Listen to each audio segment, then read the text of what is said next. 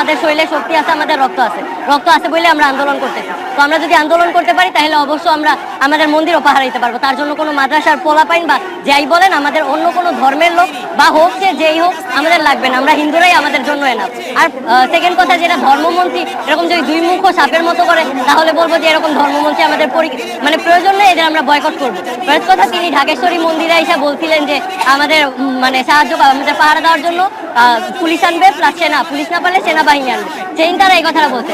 তারপর আবার তিনি প্রচার করলো আলাদাভাবে যে মাদ্রাসার ছাত্ররা আমাদেরকে মানে করতে রাজি। তো এখানে আরো একটা কথা তুলতে যায়, মাদ্রাসার ছাত্ররা এখন বর্তমানে যে পরিস্থিতিটা বাংলাদেশের, যে মাঝার ভাঙা হইতেছে, এটা ওদের কাছে শির, তো আমরাও তো শিরকি করতেছি ওদের কথায়। তো সেখানে আমাদের তো পাহারা দেওয়ার কিছুই নেই। তারা যদি মাঝারি ভাঙতে পারে তাহলে আমাদের মন্দিরও ভাঙতে পারবে। তাই আমরা চাই না আমাদের কেউ পাহারা দেখ। আমরা বাংলাদেশে সবচেয়ে বড় কোনো যদি দুর্গাপূজা হয় সেটা এই বছর হবে, এবং এই বছরের দুর্গাপূজায় মা দুর্গার হাতে সব থাকবে, কোনো নকল অস্ত্র থাকবে না, সব আসল অস্ত্র থাকবে, যাতে মন্দিরে কেউ ধ্বংস করতে আসলে, মন্দিরে কেউ হত্যাকাণ্ড চালাতে আসলে, মন্দিরে কেউ নিপীড়ন চালাতে আসলে তাকে যেন সেখানেই মা দুর্গার অস্ত্র দিয়ে মেরে ফেলা যায়, তাকে যেন সেখানেই দমে দেওয়া যায়। এবার আমরা সুন্দরভাবে দুর্গাপূজা পালন করবো, কেউ ভয় পাবেন না।